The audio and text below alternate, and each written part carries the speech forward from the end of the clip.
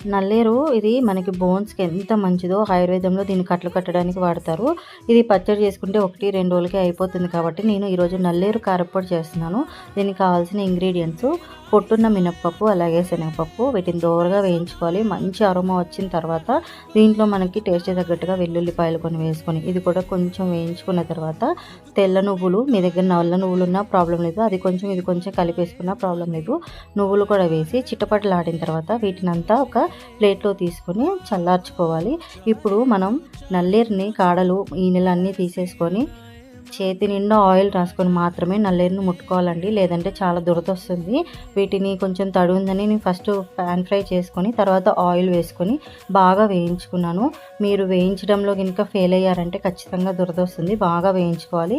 దీంట్లోనే ధనియాలు, జీలకర్ర, ఎండుమిర్చి, అలాగే కొంచెం చింతపండు, గుప్పెడు కరివేపాకు ఇవన్నీ వేసి కూడా బాగా వేయించుకోవాలి. వీటన్నిటిని పక్కకు పెట్టుకొని చల్లార్చుకోవాలి. ఇది మనకి ఇన్‌ఫ్లమేటరీ తగ్గడానికి, కాళ్ళల్లో గుజ్జు పెరగడానికి, మొక్కల అంటే అది మన బొక్కల్లో మనకి స్ట్రెంత్ పెంచడానికి, బోన్ స్ట్రెంత్ పెంచడానికి చిన్నవాళ్ళ నుంచి పెద్దవాళ్ళ వరకు ఎవ్వరైనా తినొచ్చు. డైలీ ఒక్క స్పూన్ మనం రైస్‌లో కలుపుకొని తిన్నా చాలా మంచిదనమాట.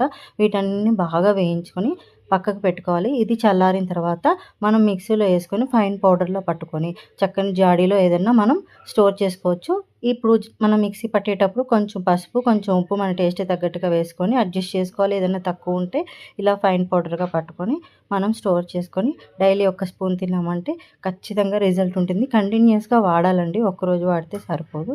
So, thanks for watching and do subscribe my channel.